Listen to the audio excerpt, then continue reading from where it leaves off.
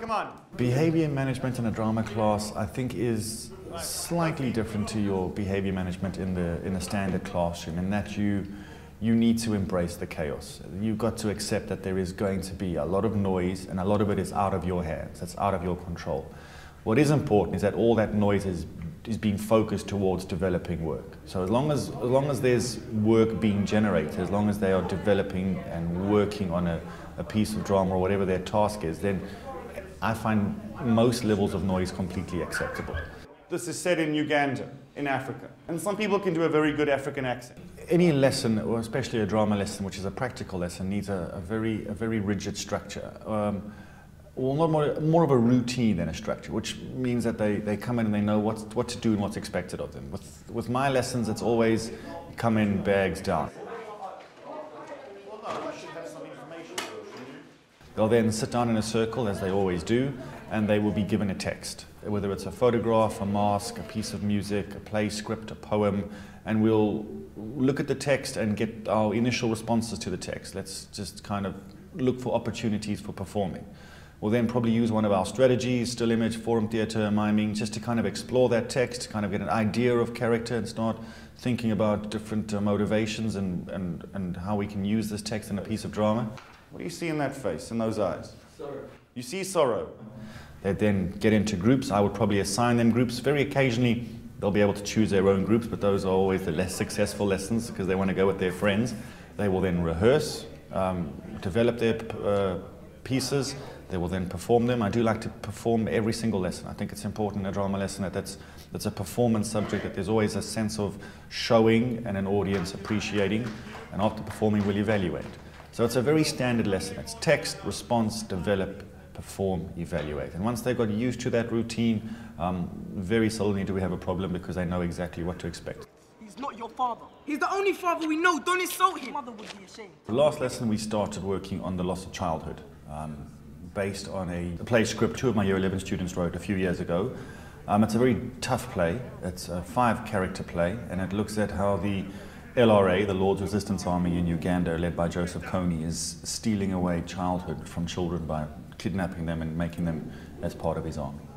I know it's a script, but it's not fixed in stone. I mean, make changes as much as you want, but let's try and get a flavour for the characters, yeah?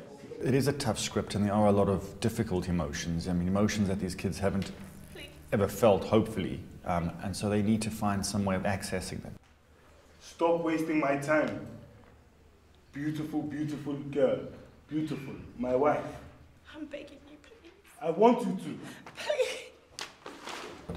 But I do find the challenging, controversial, little bit risky texts are the ones that generate the best lessons. That's when there is a slight sense of danger, and I think that's what invigorates them. It makes them feel not necessarily adult, but it's almost like they're learning through their drama. They're experiencing things that they couldn't experience or wouldn't want to experience, but it's a chance for them to role play it in a safe environment, and they can empathize. You've got to make your audience feel quite uncomfortable, because it's a very uncomfortable moment. The only way you're going to do that is if you commit to that 100%. The lessons where you have your behavior management problems are the lessons where it's quite safe, it's quite boring, we're all playing school kids, there's the shopkeeper, and this is all very dull. Then you have people trying to make more of it and getting quite silly. Jarrell, who are you? Who are you? Mama Confesses is a very difficult scene. Over the years, I've really got to know these kids, and I think once they've got to know you and they know how you work, and you got to know them and you know how they work, you really come to an understanding. And it's not always a verbal understanding, but I think it's definitely a very clear understanding.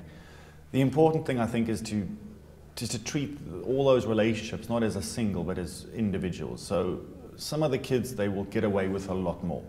I've got the head boy and the head girl in this class, and they get away with very little. Should we change over, guys? This is quite serious. No, sorry. Sure?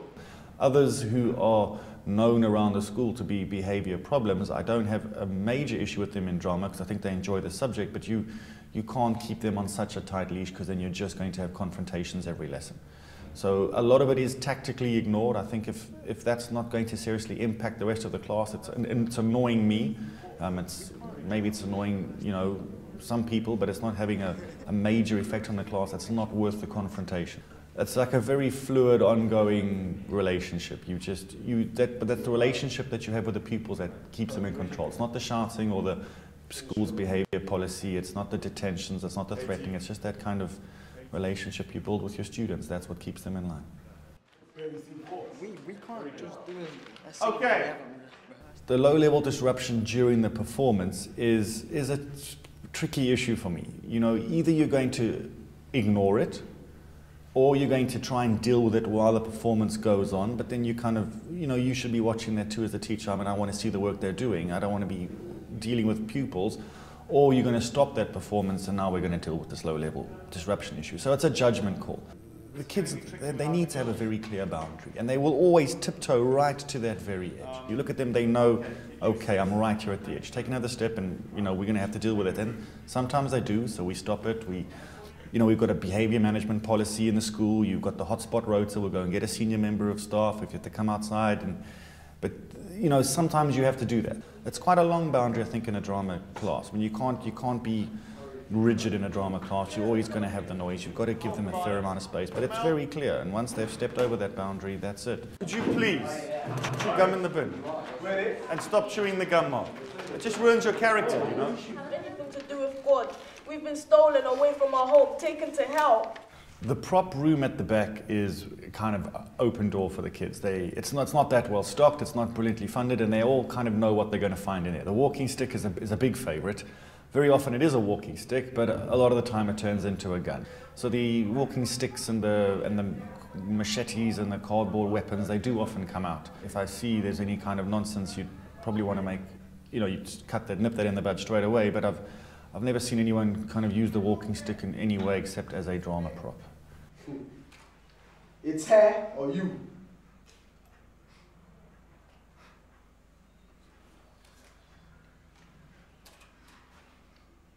Good boy, good boy. Did anybody see a script? If it's been very, very practical, if they've really enjoyed the work and they've all kind of felt they've contributed and created something, they are really energized and they come kind of bouncing into the classroom. Unfortunately, there's not much you can do about that for the next teacher. You can do a warm down session, but in a single lesson you really are pressed for time, and I think what's more important is everyone gets a chance to perform the work that they've been working on. There's a real buzz about that. You don't know me. You don't know yourself. I am Joseph Suits Elijah Conley.